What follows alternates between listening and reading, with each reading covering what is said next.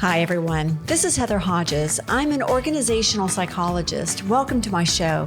This is the place where we say I'm in to creativity, bold thinking, transformational growth, and meaningful conversations. My guest today is a friend and colleague, John Gambill. He's a licensed professional counselor and a licensed chemical dependency counselor with nearly 20 years of experience working with individuals and families who are impacted by trauma, substance abuse, and mental health challenges.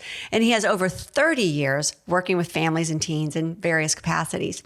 He's the owner of Gambill Counseling and Consulting, and currently practices in Wylie, Texas, which is near me here in Dallas. John, welcome to the show. Thank you, Heather. I appreciate it. Thanks for having me. I look forward to our discussion today.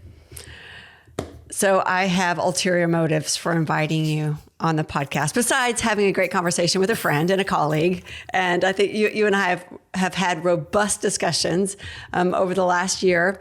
Right. But today, I want to talk about Lego bricks. Yeah. You know, I am a certified Lego Serious Play facilitator, and I use it in training and coaching. And one day online, I saw you had just a tub of Lego bricks in your counseling office, and I want to know more. Where shall we begin? We can begin by saying those are not my Legos, just to clarify, although I wish they were. They actually belong to my son, who, collected. I guess I kind of part owner. We did buy them for him, most of them. Oh, yeah, so, there's that. But they were just sitting here at the house since he's moved out and doesn't have a place for them right now. And as I was kind of like trying to figure out some different therapy tools, I looked and I go, man, why not just use those? There's a whole tub of them here.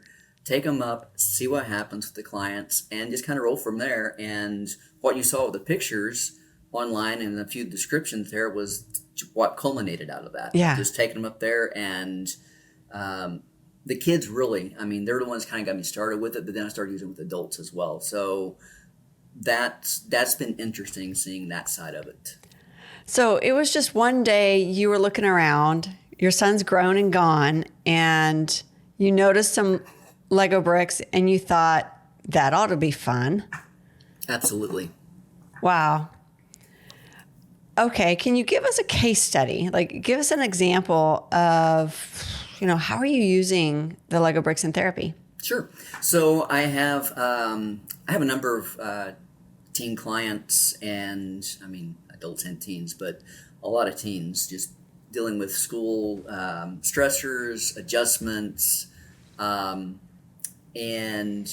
trying to get them sometimes to verbalize how they feel or what they're going through is kind of difficult. They're not certain exactly what your words to use or how to just express that anyway. So using the Legos, one specifically, I have a 15-year-old young man who's a freshman in high school this year and is just doing was kind of struggling.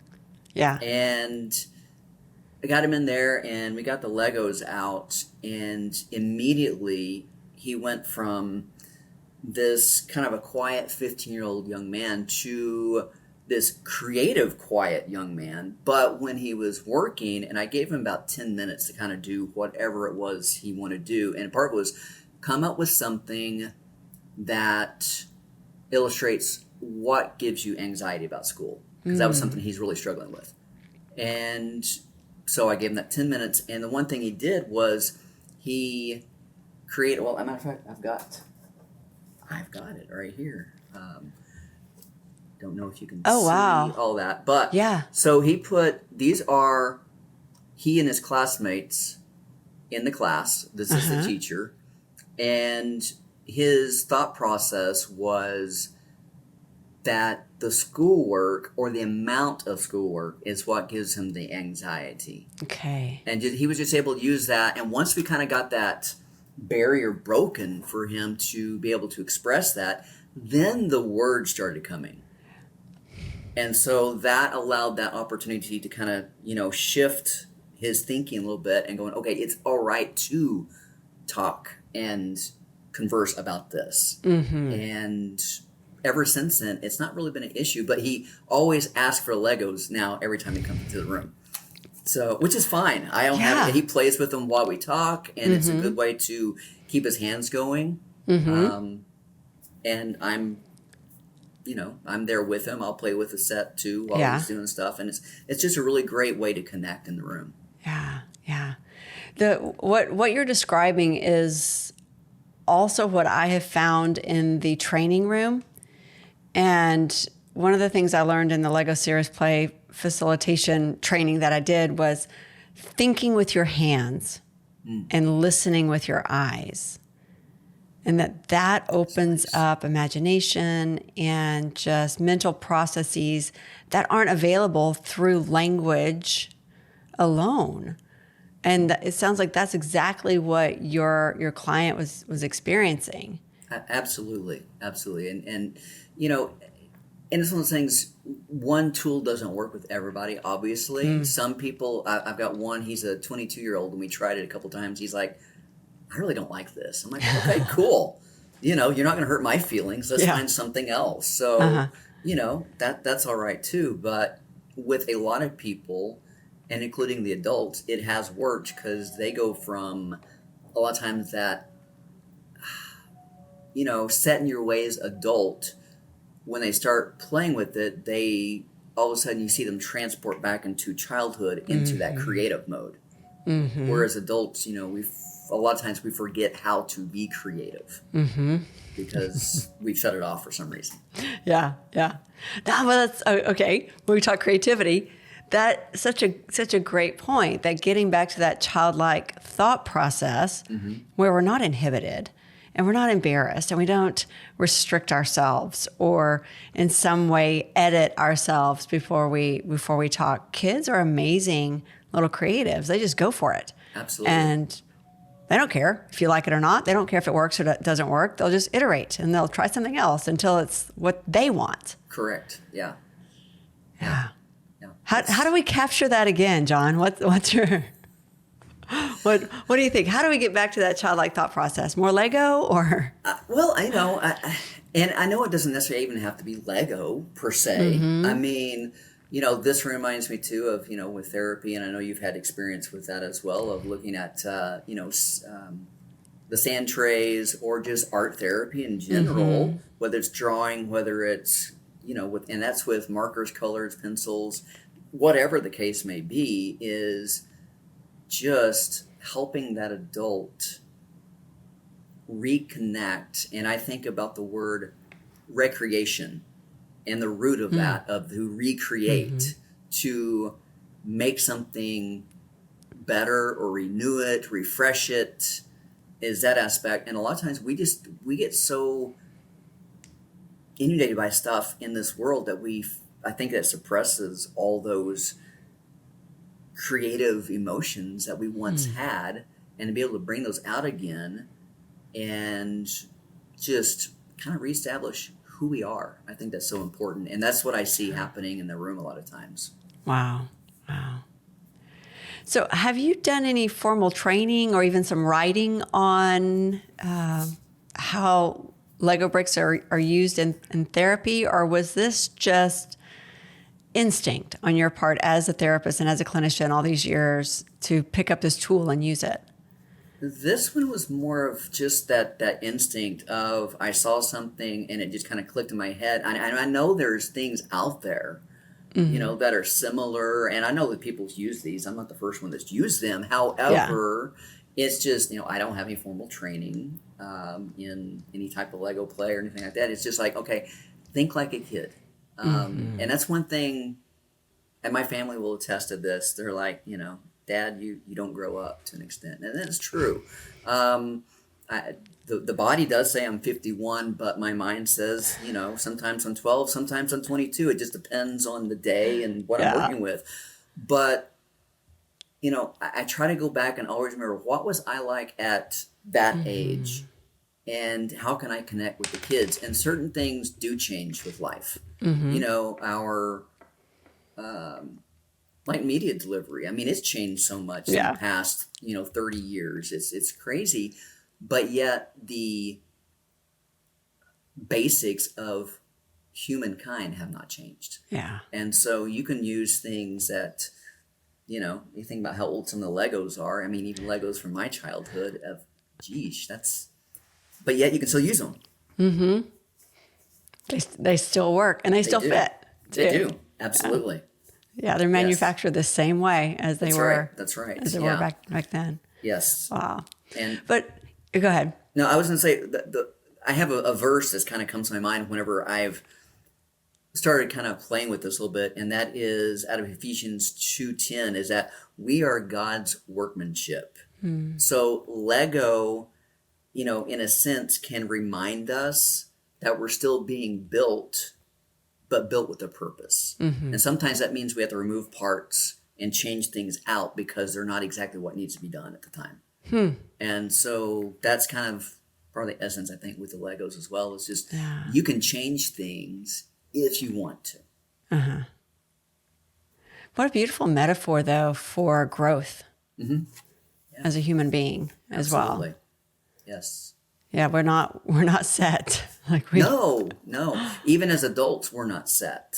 Yeah. A lot of times, I believe we think we are. We've arrived, or I'm not going to change. I've earned my stripes. Whatever the phrase is, and I personally don't want to be that way. I want to try to continue being as creative as possible until I just can't for whatever reason. Yeah. Wow. Same. That's my goal, and whatever form of creativity that it takes. It's a lot of people know that I'm an artist I'm a painter, but creativity can take so many different forms. Creativity is just creating new ideas to solve problems and to bring something in the world that's useful. And it sounds like for you, the Lego brick therapy methodology that you are developing is a creative methodology that brings something new into the world, which is the ideas and the stories that your clients are sharing. And it sounds like they're able to tap into something that they may not have even realized, but they can build it. Right. They can. And there's the benefits of, why Lego? Yeah. And, that may be the part of the therapeutic benefits of even working with emotional regulation of, having this repetitive act of building can be calming, and whether that's with a younger child or whether that's an adult, of hand them, a bag of, Legos, and I've got the bags here. They're all separated. There's no rhyme or reason to each bag. It's just, I give them a bag and say, build how you feel today. And they can go with that, and they just kind of go through it, and or the symbolic expression. They could even tell a story through it. And the problem solving too. Maybe that executive functioning part of just trying to go through. As an adult with ADHD, I totally resonate with that. Yeah. Is that executive function? I got to really think about this. Sometimes I don't. I just kind of jump in. I don't think, which can be good too. But I still need to consider ramifications, maybe, or whatever the case may be. So, yeah. Gosh, what you're. Not to geek out on research, but let me geek out on research for a second. I like some good research. No, as you know, I just wrote a dissertation on, creativity and employee creativity, and Lego serious play might have snuck its way into my dissertation. And so I recently read some research on what we're talking about. And what you're describing is absolutely true. That with what you're using and then the Lego serious play methodology that I use, people actually do get into what Mihai Csikszentmihalyi called flow. Like you are in this state of flow when you are building with Lego bricks. And that must be why the brain calms down.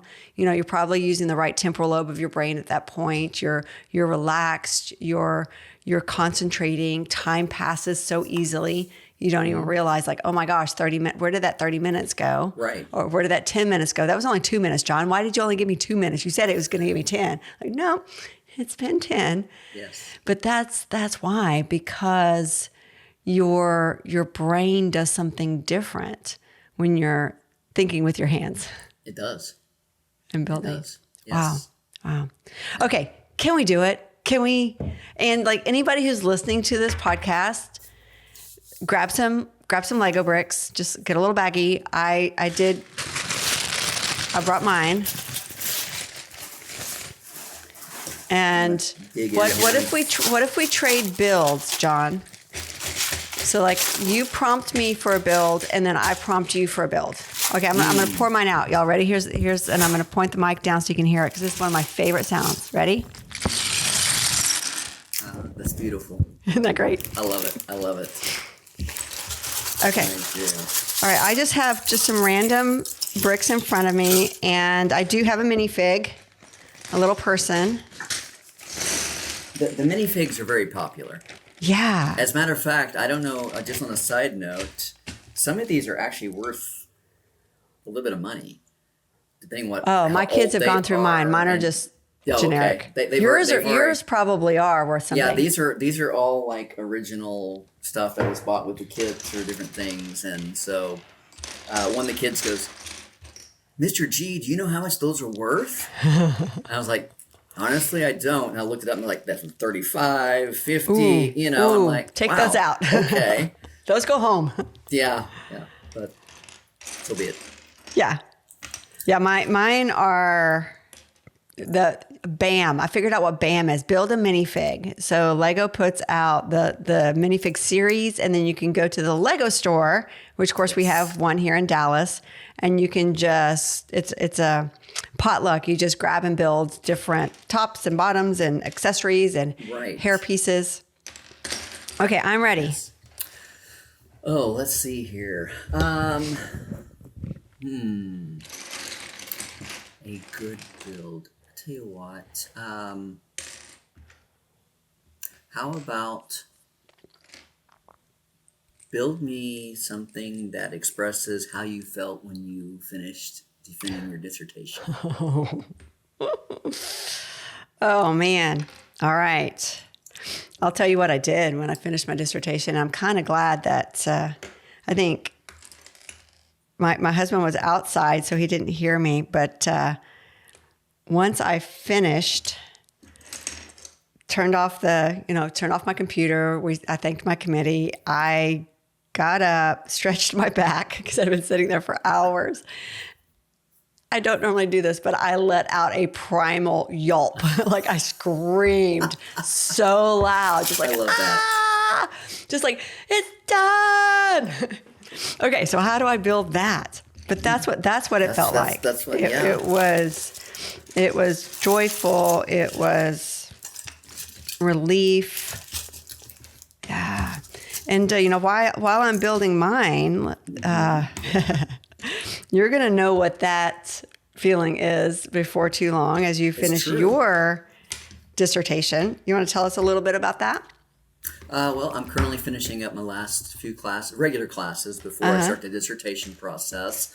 And I'm looking at connecting the aspects of how trauma relates to substance abuse, but how people can become not just resilient, but more of anti-fragile through their experience of coming out better on the other side instead of letting it defeat them, of how does it actually make them grow stronger.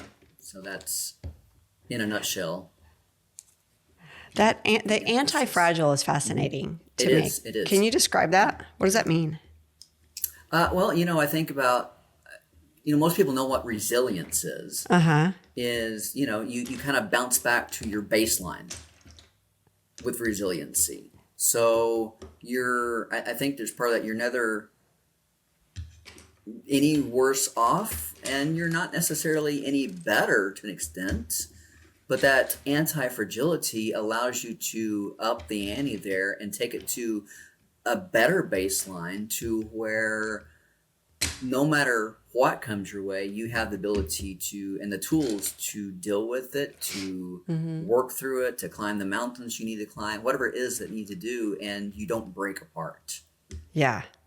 Because when you're fragile, I mean, obviously you can break pretty easy. Break apart, yeah. But being that anti-fragile is, maybe from being a toothpick to a rock. Wow. Yeah, and then how do we get there?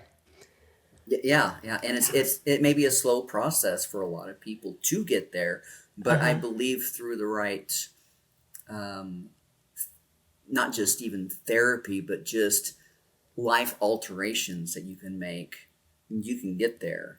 But it depends, obviously, at the beginning, it depends, are you willing to put forth the effort to do it? Because you can't get anywhere without wanting that desire and drive to want to do it. Yeah, it's easy to sit back and fuss and complain and play the victim versus doing the hard work to become anti-fragile. Absolutely. To grow, to heal, to recover, and then go beyond that. Right. Wow. Too cool. I'm excited for your research. So I'm excited to get doing it. But I'm cheering you on. I know exactly what that feels like. It feels like it'll never happen. And then all of a sudden it's, you get to interview someone. I don't know if you're doing qual or quant, or if you're, what your methodology is, if you're doing surveys or interviews, but it'll be a mix. Probably. Okay. Do mixed methods. It's, I think the best part of my research was the interviews. Interviews. Yeah. Yeah. I can see that. Yeah. Absolutely. So, okay. I'm ready. All right. What do you got for us? Okay, here we go. Let's see if you can see that. Oh, yes. Okay, so that's a tower, and it's like brick by brick. I built up to, it was over 4 years that I did my PhD, and it was number 2. So I feel like it was my second doctorate. So it was a little easier in that I knew what to expect. I knew I could do it. I was switching gears, going from theology to psychology, but it was a lot. It was a brick by brick, build. The bridges there, I think to me, the bridges are the final piece of the research. Like these are like all of the foundational things that I had to do. And then it gets really fun, and it takes it from where I was as an academician to the real world. Nice. And so that's what the bridges mean. And then this is me with a flag in the air saying, I've done it. I did it. We're done. But then the flowers represent the growth that happened along the way. And I had this little, vibrant, fertile, flourishing garden I grew from that experience. But I'm so happy to have that flag in my hand. I'm sure you are. Are. Definitely. Yeah. That's 4 years. And really in the scheme of life, 4 years isn't that much, but that's an intense 4 years. And, I know your family knows that. My family has figured that out. They're like, where's John? Well, he's probably up typing something up or reading or whatever. And if I'm not doing stuff with clients, that's what I'm doing. So I get that. Yeah. But whatever you set your mind to do, like it's not everybody's cup of tea. No. To go back for another degree or their first degree. It's because it's a lot of work. But whatever it is that you're setting your mind to, it takes building. It takes brick by brick. It does. But you have to have that foundation to hold you up. So that's me. All right, you ready for yours? Or do you have a question for me? I was going to say, in regard to that too, with that tower you made, you could, let's say you had a client do that. You could give them a question too about what makes that tower so strong, which I know you answered that, but if they were having trouble expressing it, that would be, a question you can ask, or how strong is that tower? Yeah. Is it going to continue to hold you up? You need to shore it up any, just throwing it out there of just, you can continue building on that and expand it if you want to. Yeah. Going deeper into the questions. It's funny, I knew that I needed to explain the bridges, but I didn't know why I chose them initially until I got there. I'm like, oh, that's bridging my research to the real world. That's exactly what those mean. Yes. Like I'm getting closer to taking it into the world and using what I learned. Yeah. So, all right, you ready for yours? Okay, sure. Okay. John, please build a model of the strengths that you bring as a therapist. That's a good question. Yeah. Okay. Build a model. The strengths that bring as a therapist. Yeah, the strengths that you bring as a therapist. Right. Get my stuff all lined out here. Yeah, and if anybody's listening, build with us. Like grab your Lego bricks and let's see what happens. See what you build. Because you never know until you try. Yeah. And the great thing about Legos too is when you do this, there's really no right or wrong answer. There's not. You can expand on that answer once you think about it a while. Yeah. But yet, and initially, there's no right or wrong, whether it's a kid, whether it's an adult, even within family therapy, thinking about this with a, maybe mom, dad, and siblings or children, and they can work on one together and build what they feel like they want their family to be, or, whatever the case. Just considering all those factors. So I think you know this, but because you mentioned something a while ago, so it makes me think you know this. So I started my career as a marriage and family therapist. I did know and that, I practiced for about 12 years, about a dozen years, before I toggled gears and switched to something else. But one of the things that I would do in therapy, especially in play therapy, I wasn't using Lego bricks at the time, but I would use art therapy and would have different art supplies available for children. But I would often see families together, and that would give them the opportunity to draw together, color together. I would also do what I called a squiggly lines, and I would just draw a squiggly line, and then the child would. And they had the. Yes. Yep. Then make something from it, and then tell me the story about it. And I would imagine if I was in the therapy room again, of course I would probably be using Lego bricks for kids and adults like you're doing. But seems to me like the stories that come from it is what gives it so much value and so much meaning. It's because they're able to tell you, like I have a little minifig here with 3 heads. Like, why are the heads stacked on top of them? Tell me about the 3 stacked heads. What is it? What does that mean? What does that mean? Yeah. Yeah.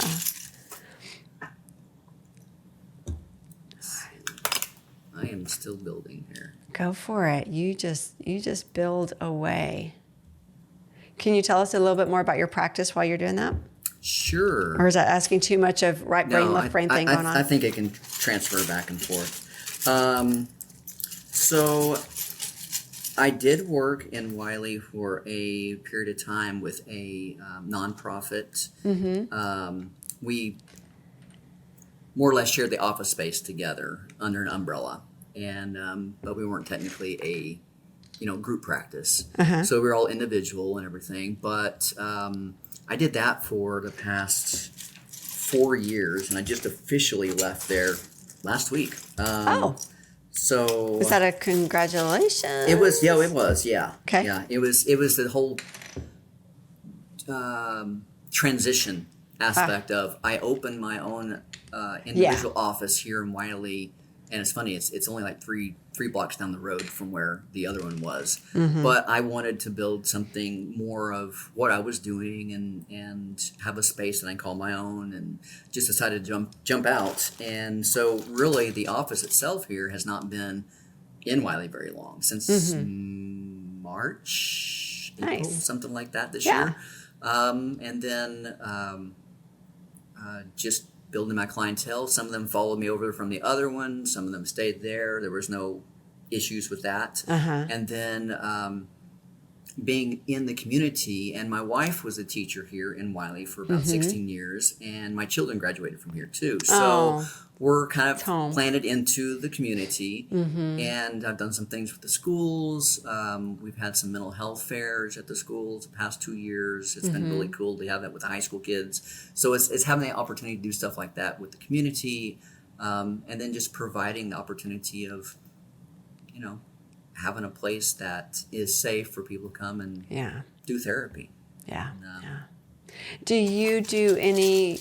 Okay, so easily anybody in Wylie, anybody in Dallas can get a hold of you, come see you at your office. Do you also do virtual? I do virtual as well. Okay. I don't do as much as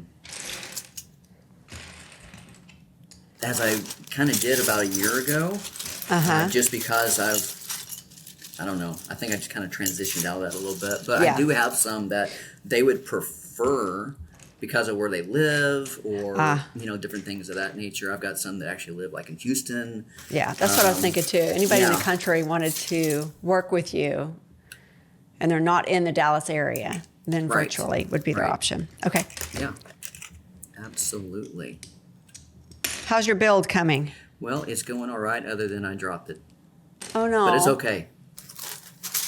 I'm it's interesting. Like when I'm training and I see people do that, some people try to put it exactly back together the way it was, and others just take it as a happy little accident and do something different. There is no reason to get upset about it. No. There is not. Let's see. Like that.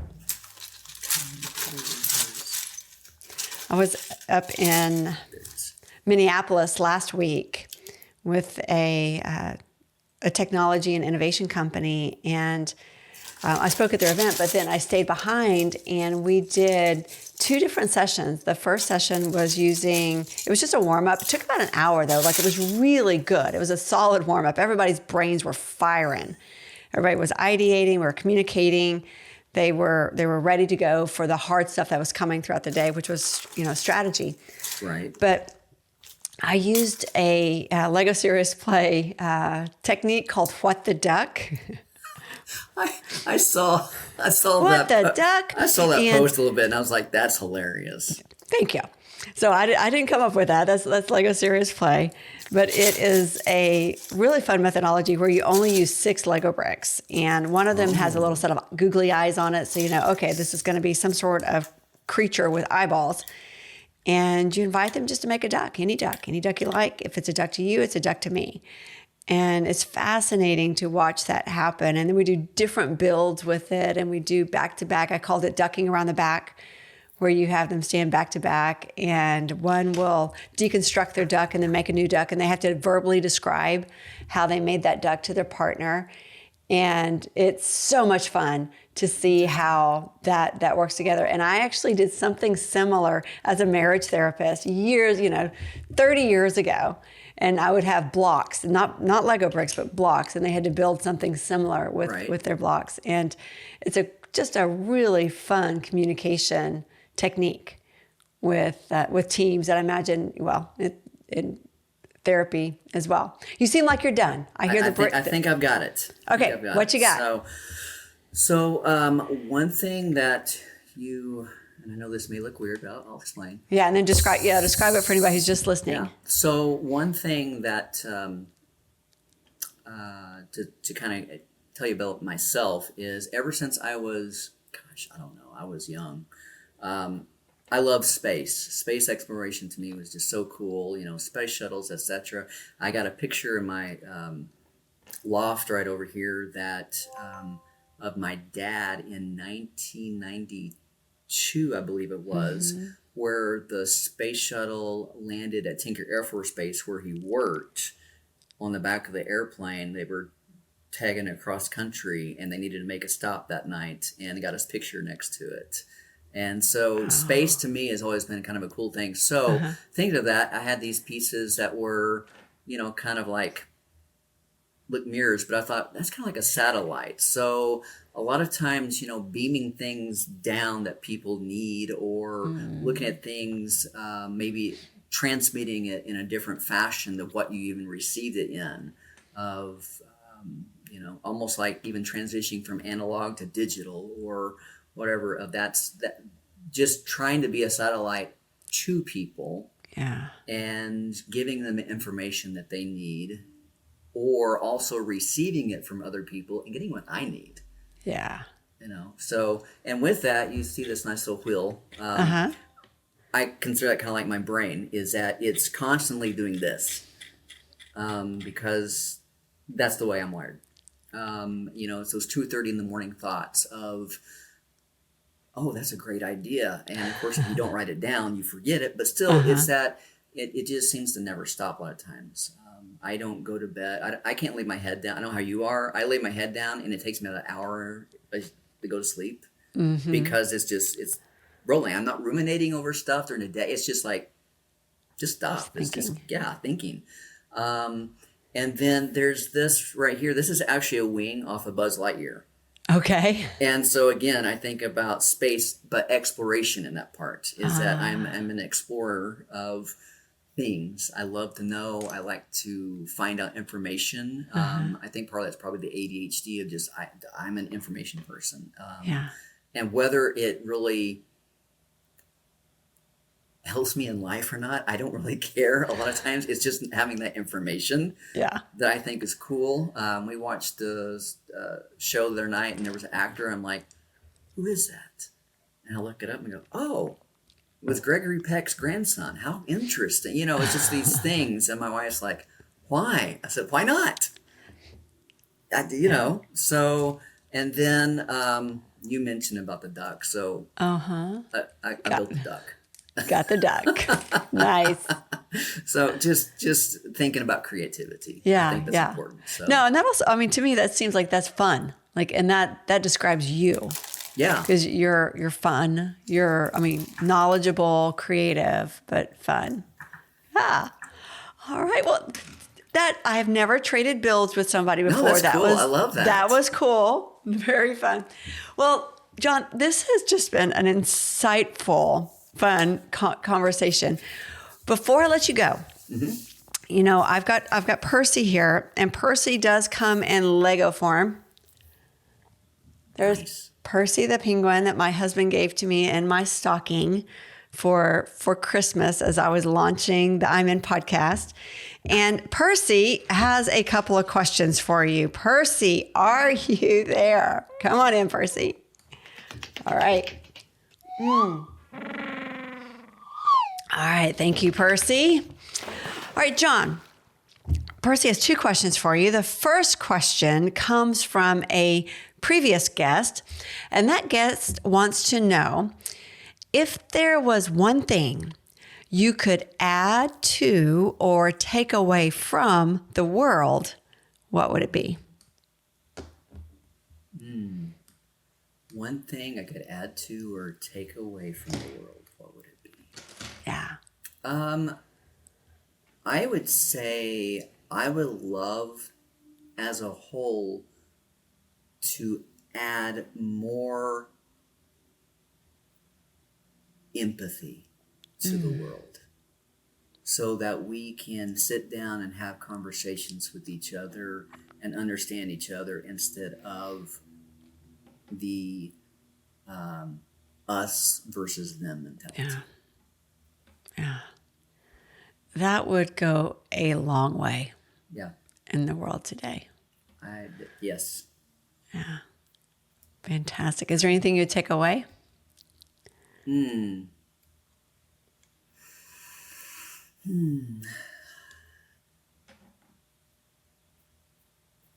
Something you would take away. There's a lot of things I could take away, but would it be useful? Yeah, like if you only had to choose one. Yeah, I know. What was the first thing that popped into your head? Actually, the first thing that popped in my head was, and I know we rely on this, but yet how would it look differently is, what if we took social media away? Ooh, do you remember when? Yeah, what would change? Would we be able to connect, or still connect, but yet connect differently? Yeah.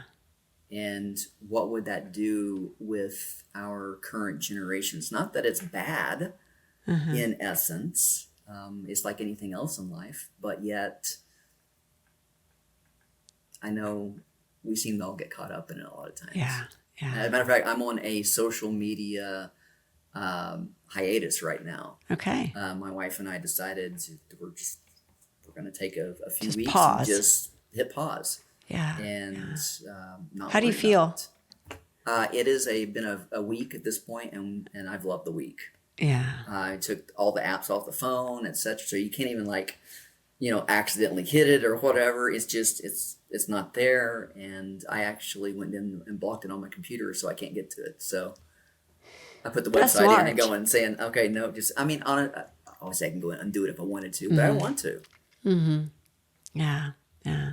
It takes up so much time during the day. It does. That I can doom scroll as well as anybody else can. Yeah. It takes up time. I feel like my brain is shrinking instead of growing. Yes. When I spend so much time on social media. And yet I know that, like us of putting stuff out there and letting people know what we're doing, I think it's awesome. But yet, it's like clients don't see me on Facebook or on Instagram or LinkedIn or whatever because they're not looking for me there. They look for me by word of mouth, etc. So it's really like, what's my point of, other than collaborating maybe with folks like you, but still a pause is nice. Yeah. Yeah. All right. You're inspiring me. Oh, all right. Okay. Percy's second question for you is, what question would you like to ask a future guest? Let's see.